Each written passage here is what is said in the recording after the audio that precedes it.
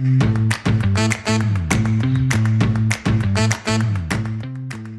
here to talk about Diane Hampstead, one of the greatest tap dancers who is still alive today. In my mind, Diane is an absolute master of tap. Of course, she would not say so, but I am certainly asserting that is true. This is a step that Diane taught me a number of years ago, back in the early 2000s, and today I'm going to try to share that with you, and hopefully I can remember it.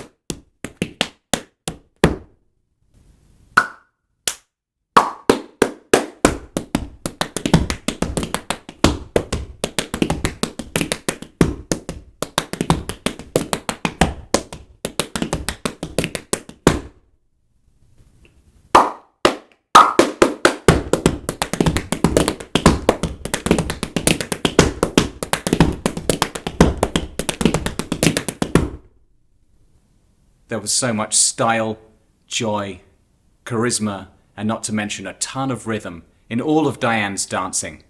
Anyway, that's the step. Thank you for watching.